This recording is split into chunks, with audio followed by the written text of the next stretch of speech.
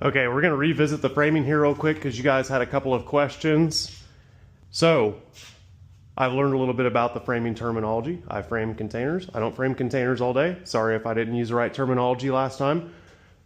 So what we do is build the stud walls, bring those in here, and the stud walls have this vertical top plate on top of the top plate. So we attach this vertical to the top of the top plate. That prevents you from having to haul these ceiling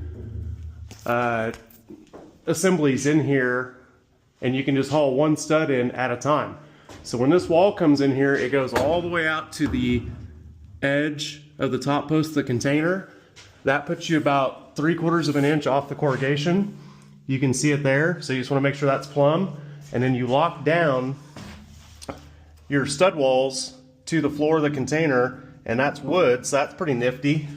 You're not locking it to anything on the container, you're not drilling anything into the container. Do the same thing with your other stud wall, and then when you bring your ceiling joists in, there's this corner casting pocket back here you have to watch out for, so we just bring our back wall off a little bit, and guess what? Mini split lines gives us that room back here for the mini split lines, so that all works out perfect to bring this back wall even with this corner casting. So you can, this is basically a one-man job. Now, you know, if we were doing 100 containers a month, we would build all these outside and bring them in, but this is usually a one-man show, putting, you know, the framing in here. So, and I'm using my meta glasses, so I got to keep an eye on time.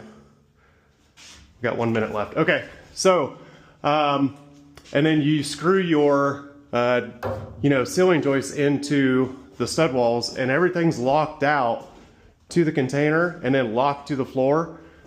Very heavy duty. I mean, I'm yanking that, never going anywhere. And then your spray foam is able to get pretty thick. You can run Romex behind here because you're not tucked to the corrugation. Can't run studs on corrugation because they're not 16 centers. We run 16 centers, so everything's predictable and strong in case you want to hang a TV in it. A lot of reasons we do everything we do.